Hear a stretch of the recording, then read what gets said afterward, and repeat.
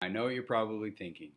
My interactions are working, my animations look fantastic, my scene looks great, but something's missing. That something is audio. Our scene needs some sound effects, maybe a little bit of music. So let's go ahead and add that in.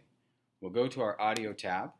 We're going to hit the plus, and we're going to add first a sound effect. We're going to name this chop. That's going to be the sound of our troll getting transported away. We're going to go to our folder here, grab boss hit, drag it in. That creates our sound effect. We also could use a sound effect for the jump, so we'll add that. Sound effect, jump. Again, we'll add this sound effect here called SFX Jump 22. Drop it in, create sound effect. And let's add some background music as well. Here we're going to have music.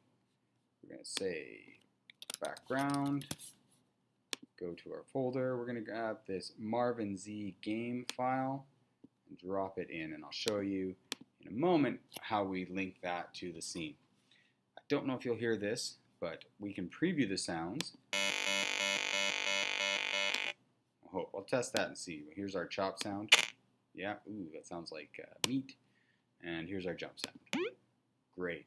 So let's link those to the interactions that are already happening. So go back to our interactions tab. Remember we have the chop.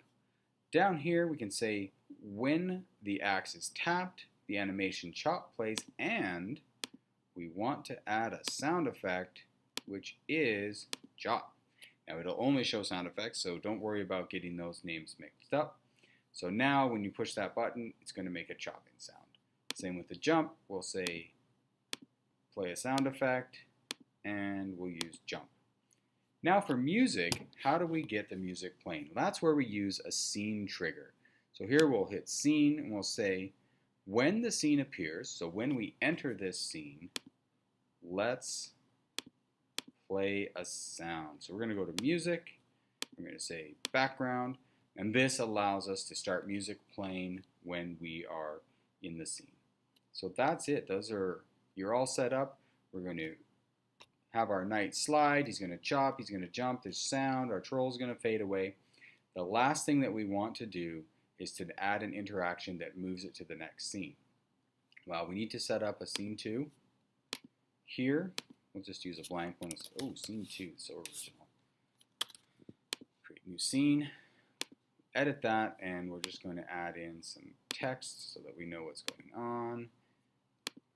Title, scene 2, welcome.